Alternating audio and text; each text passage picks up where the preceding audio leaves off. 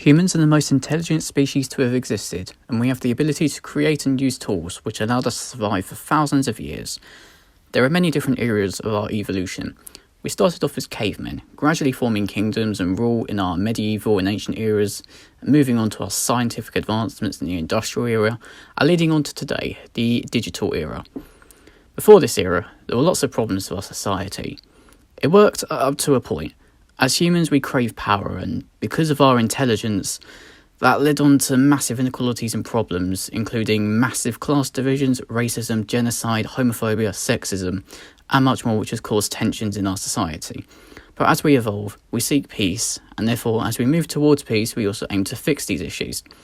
The world today is growing and evolving, and being part of Generation Z, we should be helping it move forward. But from what I've seen, we're actually moving it backwards, because our generation is just incredibly fragile and so easily offended, whether it be someone's extreme views, all the way to facts being distorted with opinions being passed as the facts. Consider this video as a means of exposing the toxicity of our generation and what we get wrong constantly. Therefore, I will put a disclaimer in now. I won't cover anything that should be common knowledge, or if I do, I'll only touch on it a little bit. So if you want to learn anything about the slave trade, Nazi camps, Soviet gulags, communism, capitalism, or anything else that should just be common knowledge or you get taught, I would watch some other videos first so you know exactly what I'm going to be targeting. Also, before I start, trigger warning to pretty much everything. There's going to be so many opinions, so many things you may disagree with, and I'm going to cover so many topics. So if you're fragile, easily offended, I'd probably suggest you turn off the video and leave a comment saying you want me dead. Cool.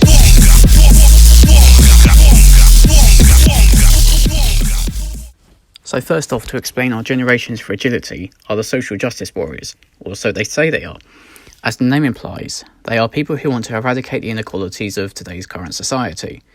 Now, it sounds good at first, but if we dig deeper, who are the SJWs really? Generally speaking, the majority I've met are white LGBT women who have faced some hardships in their life, but it's not limited to just them, and not all white LGBT women are SJWs, just to clarify. Now, while they do campaign for issues regarding racism, sexism, homophobia, etc., which is good because there's still issues currently affecting many today, they can get things wrong badly. We are human, we do get things wrong, but with them, if you criticise or disagree with anything they believe in, they will see you as part of the problem. This means that they won't listen to reason and therefore then become delusional. This leads to facts being distorted, and among this confusion, it actually doesn't solve anything. In fact, it makes things worse. Because if an SJW is seen as the only source of truth, then we're truly screwed. I will cover the things they get wrong in more depth a bit later on, but this includes and is not limited to the issues I mentioned above, and pretty much anything else which you can possibly debate about. Their sheer intolerance and hostility to any opposition, or even a mere disagreement of something, will probably get you slandered by them. In their eyes, their emotion is the fact. They will despise you if you conclude something even slightly different, or just as much question something. Therefore, while we may be able to see why they're fighting, I can conclude a lot of the time SJWs can be wrong and highly toxic. If you argue with one, just don't bother wasting your time with them. I've seen some growing more mature and move on, which is a good thing, but a lot of the time they don't, and therefore they remain uneducated, delusional morons.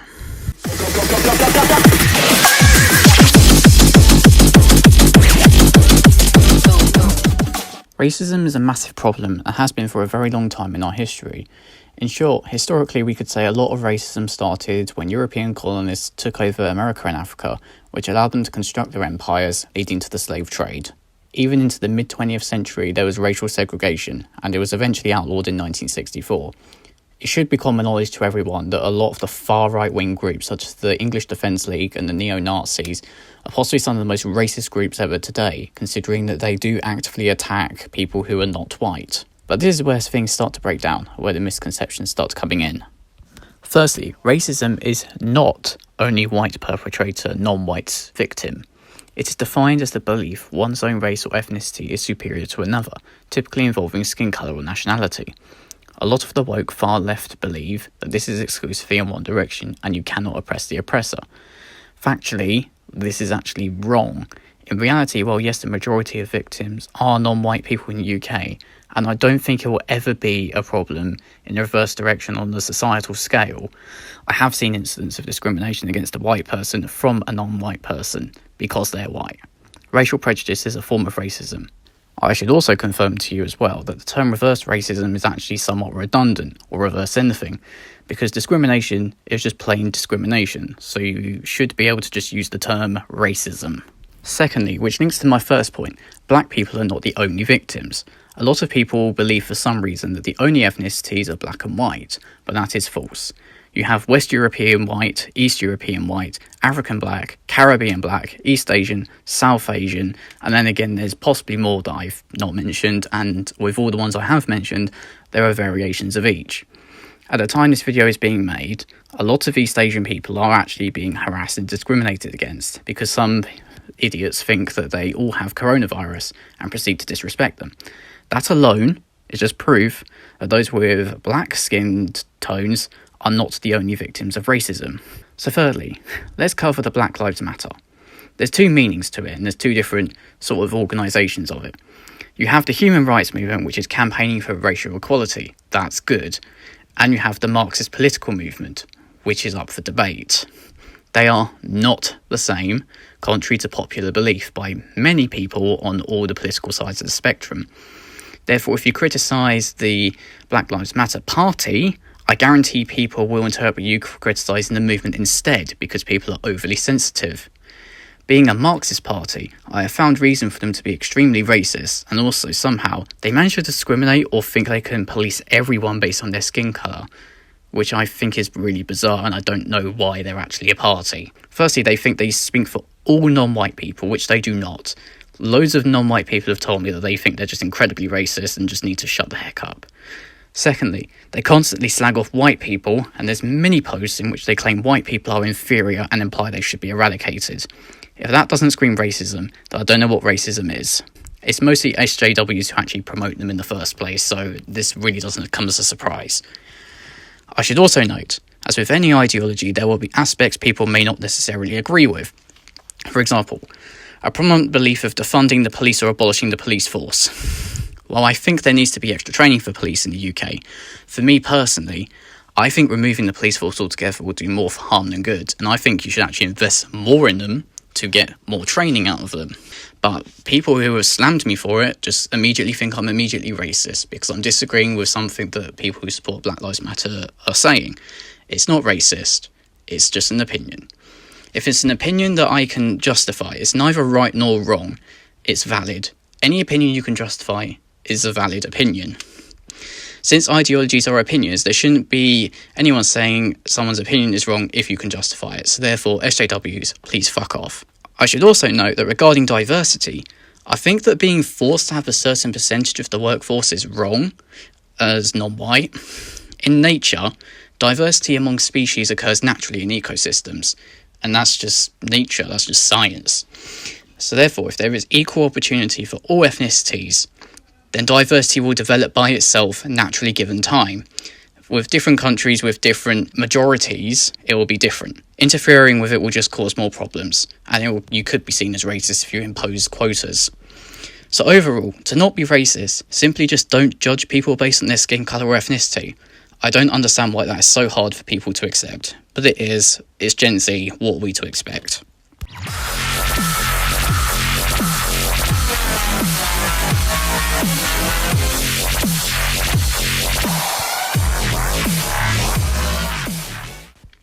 So cultural appropriation, yes, I called it a myth. Before everyone starts getting offended and typing in the comments, Matt, you're so offensive, Matt, you're a racist, let me break it down for you and how I came to this conclusion.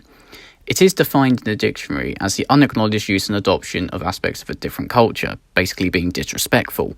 If you disrespect another culture but just use it for your own gain, like as a fashion sense, just to flex, but disrespect the culture itself, then I guess you could call it that, but I call it something else because in my eyes, I just think that's just plain racist hypocrisy, and I think that's a better term to use because it is essentially a form of racism. Now, let's just think about what are most of the accusations of cultural appropriation today.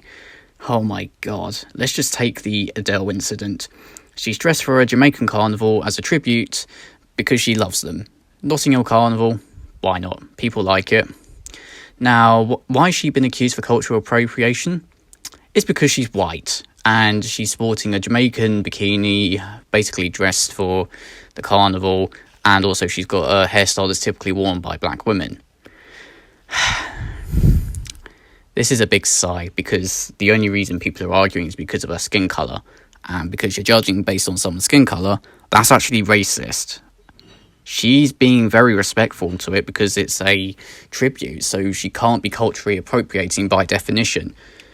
If you're just going to blindly accuse someone because, oh, they're white, they're dressed as a carnival girl, they must be culturally appropriating.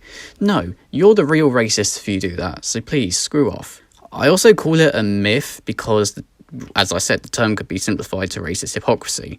The way I see it, though, it's actually to stop cultures integrating and evolving, which stops the world moving forward. Every culture evolves with time. It never stays exactly the same. And this isn't a joke too as well, because someone made an avatar in the game Animal Crossing, and the player's hair had something, well, at least they called it space buns. I don't think it's called that, actually. It's something similar to Princess Leia's hair. Someone can tell me what it's actually called. But the character's avatar was white, and they got called out for cultural appropriation. It's an avatar. You don't know what the person in real life skin colour is. They could be black, for example. And guess what happened? This person got doxed. And this is one of the most devastating forms of harassment that I've known. Doxing can be lethal because it can lead to swatting. Doxing is where you release someone's personal information and make it public on the internet for anyone to access.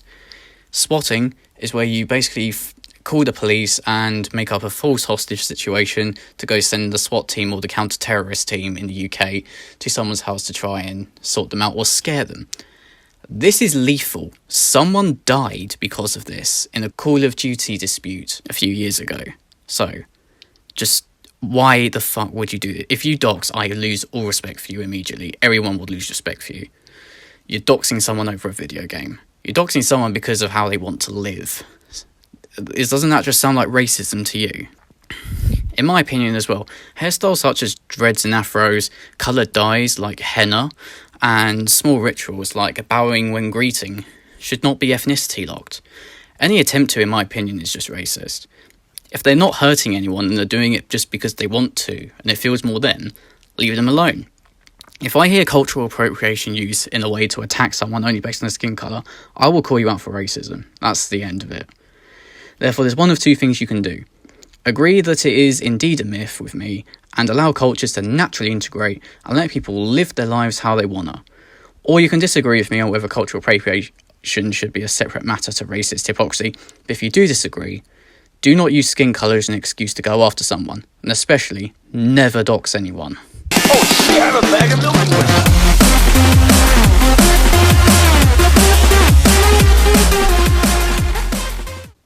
This is possibly the most confusing topic I'm going to talk about to many, since while sounding simple, it can get complicated and confusing pretty quickly, with me also sometimes getting a bit lost. This isn't a bad thing, as I shall explain. In simple terms, when someone is part of the LGBT community, they're not heterosexual and are attracted to either the same sex, both sexes, neither sexes, identifies the opposite sex at their birth, or a gender different to their current sex. The reason this can sometimes get confusing, though, is that sexuality and gender can be modelled as a spectrum. Since every brain is unique, the sexualities that you come across typically are heterosexual, homosexual, bisexual, asexual, pansexual, and possibly more that I don't know off the top of my head. What a lot of people get confused on is the differences between bisexual and pansexual. I myself identify as bisexual, and even I sometimes get confused on this. For this, we need to separate sex and gender. Bisexual involves the attraction to both sexes, which there are only two of since that's biology, which is only male or female and cannot biologically be changed. This also means bisexual people are attracted to multiple genders, which is psychological and can be a spectrum. Pansexual is similar but different. In terms of sexual attraction, you could view it as pretty much the same. They are attracted to both men and women. But with gender, instead of being attracted to just multiple genders, they're attracted to all the genders. A common misconception is pansexual and bi people don't have preferences. First, and I can debunk that. Preferences are fine. Secondly, another misconception is bi and pan people are commonly mistaken for either being straight or gay depending on what their partner's sex is. While you can understand why sometimes these assumptions are made, remember that straight and gay are not the only sexualities. Thirdly, asexuality is often missed or forgotten about. This is where one has no sexual attraction to anyone. A myth is that they don't want partners at all, which is false. Sometimes this is true, but other times an asexual person may want a connection on an emotional level, which is not the same as a sexual level. One other thing that annoys me and others in the LGBT community is people making up their own sexualities, genders and pronouns. While these things are a spectrum, it is just attention seeking and really annoying. But oh no, can't criticise someone for abusing this, can we? Well, tough shit. If you see someone making up a sexuality, for example, only attracted to anime girls or helicopters, call them out for being morons. And one final note as well, fetishes, they're just different from sexuality entirely. That's just unique for a different person. Don't get me involved in that. Just no. Anyway, sadly, a lot of people in this community are constantly persecuted for being themselves, and I'm not sure why this isn't fully accepted in the UK yet, let alone the USA. I mean, bi and gay men only just got allowed to donate blood in the UK. It's a step forward, but there's always going to be that one homophobic arsehole, and well, I guess they can't help who they hate. Let them fall behind. Sometimes religion promotes homophobia as well, which doesn't help, such as Islam and Catholic Christianity, and that can lead to some tricky situations for some people, and all we can do is just try and help them as best we can. However, what I'm seeing more of is anti-straight talk, and I don't understand why. Equality means equality, and it's just hypocritical if we start being heterophobic. I've never seen any major instance of this, and hopefully there shouldn't ever be. But I wonder what goes through people's heads sometimes. Overall, while it can be a confusing topic, people mostly just need to stop harassing each other for who they want to take to bed with them.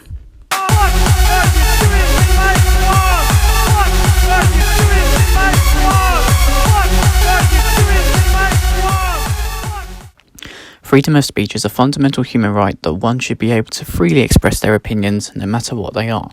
The exceptions to this, however, are censorship for national security reasons, harmfully false statements, and hate speech which is intended to cause harm to a certain group of people. Regarding facts, they're just not arguable. You can't argue facts. They are proven true by means of science or historical events. For some reason, people get offended over facts or try to politicise the science, which is really stupid. This is distorting the truth, and while you are free to speak your opinion, you cannot go out making false statements for your own gain. For example, conspiracy theorists. If you know me, I despise conspiracy theorists with a passion, and hate people such as David Icke and Piers Corbyn for their idiotic claims. Everyone should know the rest of the story. While not part of our generation themselves, they definitely manipulate a significant number of our generation, and it is this delusion that causes harm. Luckily, no one I know believes a single word that comes out their mouths.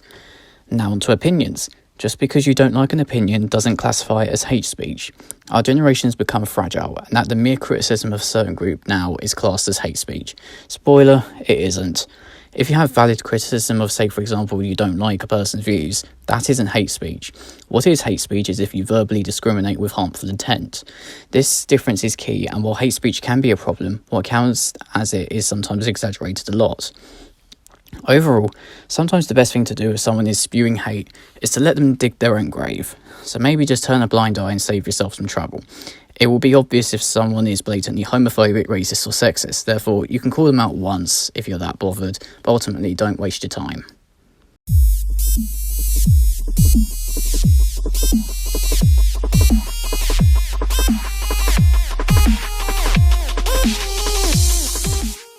Over many eras, there have been many different religions, some involving Christianity, Islam, Judaism, Hinduism, Shintoism and atheism, and each of those have their own variants.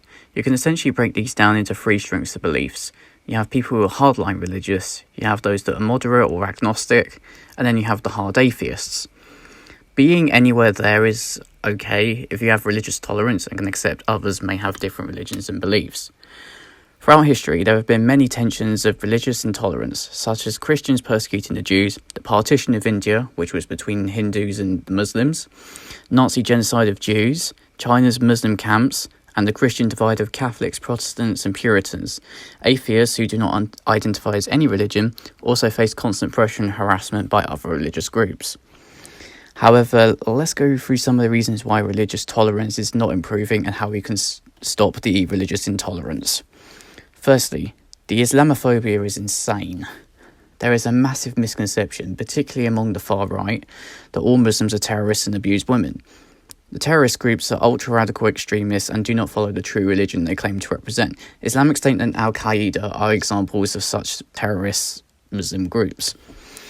The Ku Klux Klan is a supposed extreme Christian group, which as far as I'm aware hasn't been classified as a terrorist group, yet they were very prominent in lynching anyone who was not white in the USA.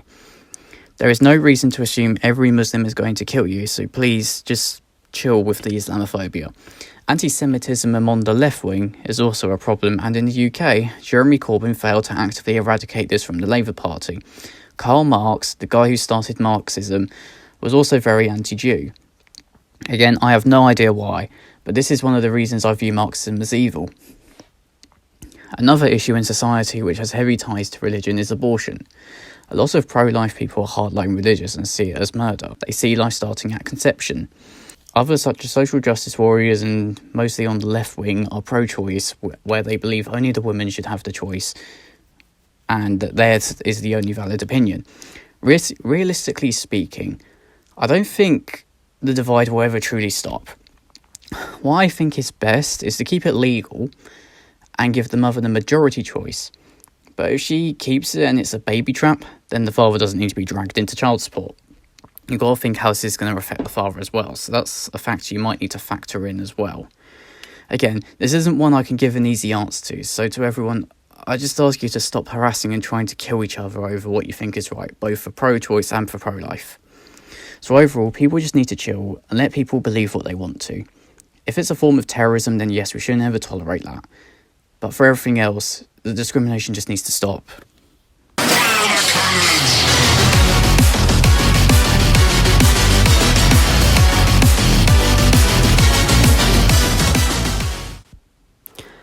This happens a lot on Twitter, and also a lot in real life. There are words which are slurs, and according to the rules of society, only certain people can use them no matter what the context is. To put it straight, a slur is a slur. The context always matters. I mean, words like these, yes, they should be recognised as a slur, by determining if someone can say a word or not solely based on skin colour, sexuality, or whatever it is. I find that stupid. In fact, this probably is bad for education, because think, for example, if a teacher is teaching history or social subjects, it's inevitable they're going to come across a slur of some form. Now, instead of just ignoring its existence, surely it would be more beneficial if they can explain its origins and be allowed to mention the word in the context of education, so the students know what they're on about. Of course, they shouldn't be throwaway words, and if they're used as insults, of course, call someone out for them, but if you're teaching them the meaning of the word, you've got to be able to say the word to teach about it. Personally, I'm not a fan of any slurs, and I don't really like anyone using them, unless it's for the context of education, or it's an inside joke between two people, and we don't give a shit.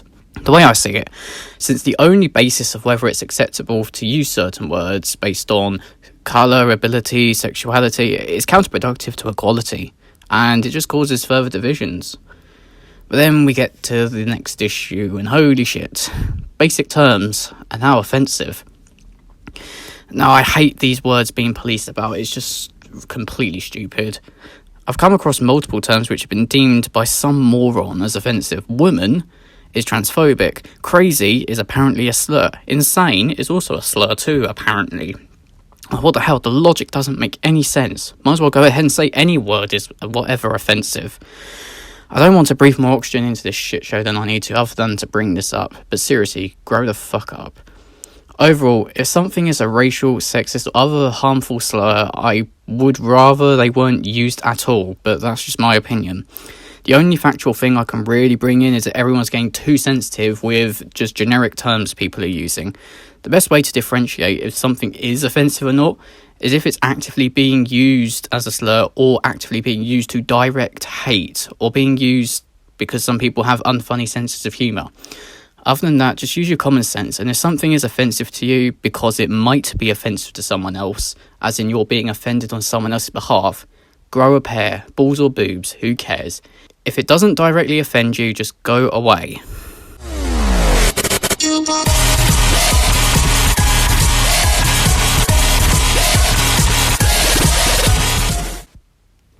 Feminism is defined as the belief that women should have equal rights to men. Today it is still a good mindset, since a few countries such as Saudi Arabia still treat women as if it was the 19th century. But note the term equal. I stand for equality. However, we have these radical feminists, many of whom are social justice warriors, and bloody hell, they're not standing for equality at all. They are vengeful and misandrist. Yes, misandrism exists and is prominent in the college I go to. Yet they claim you cannot be sexist against men because in the past men oppressed women, blah blah blah. This could be not a more stupid thing to believe, since it is simply based off anger and vengeance. If you discriminate against the oppressors instead of seeking peaceful equality, does this really make you any better? No, it doesn't. In fact, it just makes you just as bad. Young men like us shouldn't be held accountable for something our ancestors did hundreds of years ago. There's people I know who claim to be feminists, yet would gladly use the phrase, "kill all men are scum." They would seek to verbally attack and abuse men who try and oppose and try to take control. Plus, I find it really funny, by which I mean stupid and hypocritical, that some women who despise and treat me and other men like trash simp over a male celebrity like Harry Styles and fantasize about him. Yeah, talk about objectification here.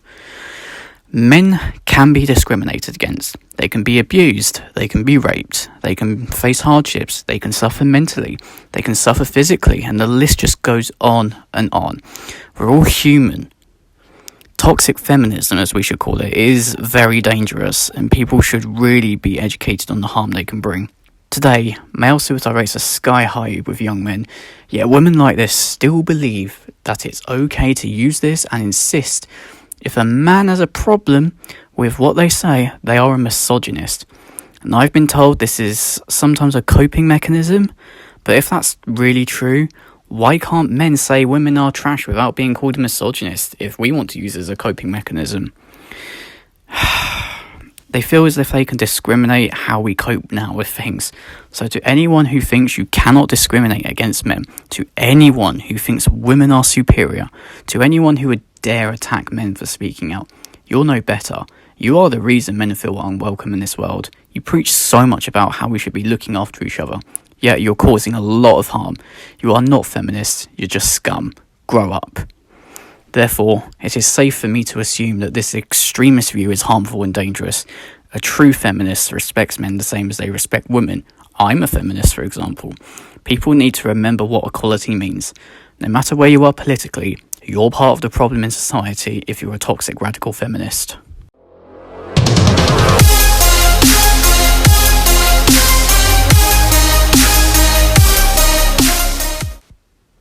I despise this ideology of a passion. Most social justice warriors are fragile people. Actually, now I think about it, a lot of people in this generation go by this guilty till proven innocent belief. It is where the defendant is assumed guilty and has to be proven innocent. It is mostly used where a person holds allegations against another, sometimes of sexual assault, rape, grooming, fraud, quite severe accusations. I've also seen other instances of executions of someone who was innocent but assumed guilty. Just to note, that was in the US, the death penalty doesn't exist in the UK. What people expect is to be believed regardless without showing a shred of evidence, and that's just laziness. You'll most commonly find this used when a woman accuses a man of sexual assault or rape or other misconduct in this day and age. To prove someone guilty of this is difficult without doubt, and yes, sadly a lot of people do get away with this. But there's one major flaw with this ideology, and if you haven't figured it out for yourself, this can be, it will be, and it has been abused with massive consequences, such as the Johnny Depp and Amber Heard incident. This can ruin lives, maybe even end them. You can hear from a woman talking about how their ex-boyfriend assaulted them, and they would expect you to believe them, when in truth they could just be a vengeful person, or maybe they're the perpetrator themselves. Again, it's very hard to prove anything. Therefore, my advice, if someone is making an allegation, don't assume anything. Use your initiative. Do you know either person? Is one of them likely to lie or cause a scene? Is one of them reasonable and might provide evidence no matter how small? Would that evidence be forged? Would they forge it? Would they make a scene if you just question them? There's many questions you should ask, but simply believing the first person to cry wolf might not necessarily be telling the truth. In this generation as well, it's mostly who can be the biggest victim who gets believed. And privilege is also used against someone as well. For example, a black person could call racism on a white person even though they said nothing racist. A girl known to cause drama and lie could accuse a guy of sexual assault, show no evidence, instead crying to put on a show, and they'd automatically be believed until the guy clears his name. And some people might just make allegations to cover their own asses, ignoring their responsibility and dumping it on someone else, either out of spite or they know they will lose if their actions are found out. I know a couple of people who abuse this, and my advice, tell the truth, it will always get out, we will always find out. So therefore, to conclude this shit show, this is just incredibly dangerous, and I hope this nonsense stops. If your gut tells you someone is being truthful, follow it. But if there's any doubt, any at all, dig deeper. There's nothing wrong with trying to find the evidence, trying to find the truth. A liar will always stop you talking to the other person and looking at both sides. Just be careful what you believe in.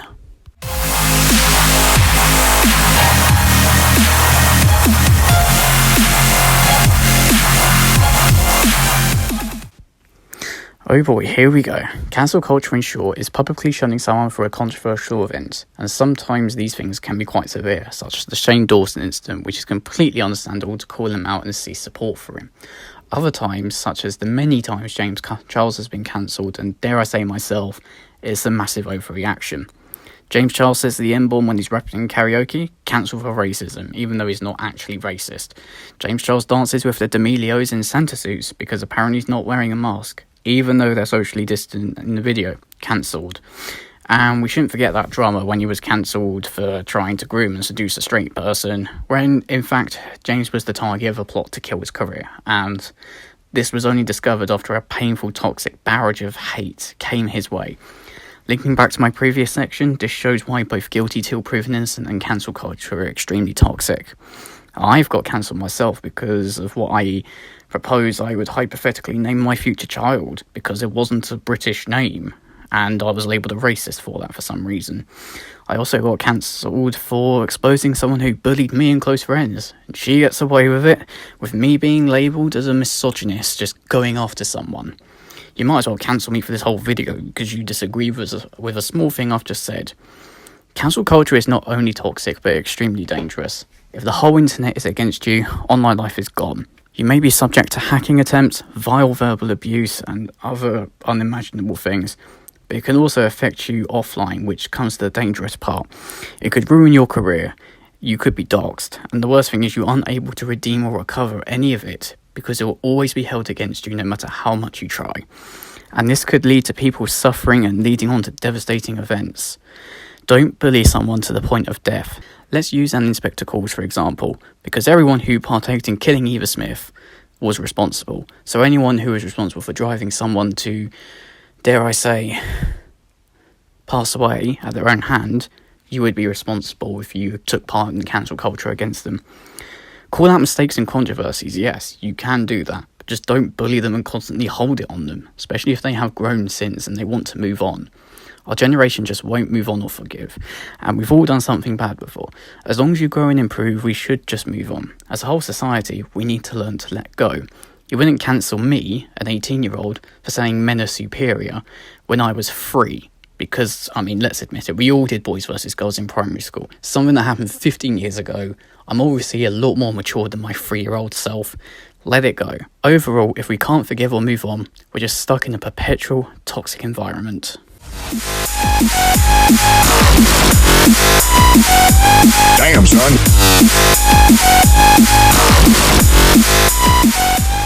Hey guys, it is text-to-speech Matt here. I have covered everything I want to in this video, and I think we should all know how to debate properly. Firstly, as mentioned, remember, if it is a fact, you cannot argue against it. Attempting to will mean you will be seen as delusional. Opinions, on the other hand, If they can be justified, it is a valid opinion and should not be discredited. Calling an opinion wrong because you disagree proves you have a weak mind and are intolerant of opposition. Secondly, stay mature and civil. Any random insults or immature behavior just proves you have nothing valid left to argue for and you have lost the debate. Thirdly, stay consistent. This means do not contradict yourself or go off topic, since this shows you probably haven't done enough research into your argument. And now to know when you have won the debate. You win the debate if the opponent blocks you out of spite, insists opinions are facts, states something factually incorrect, or tries to make you feel guilty for thinking differently.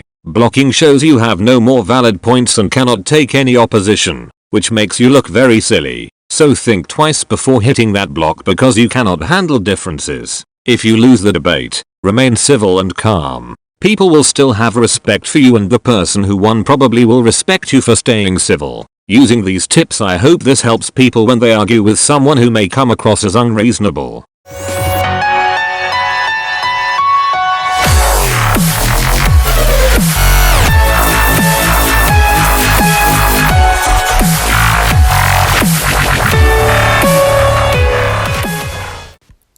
So now I've covered everything, and here's just some final thoughts. Overall, we can see how fragile our generation has become, and it's because of people everywhere on the spectrum. You have the far right causing the issues in the first place, and you have the far left following only emotion and making things worse, and you have everyone in between. I feel your pain constantly being dragged into stuff and you want to avoid.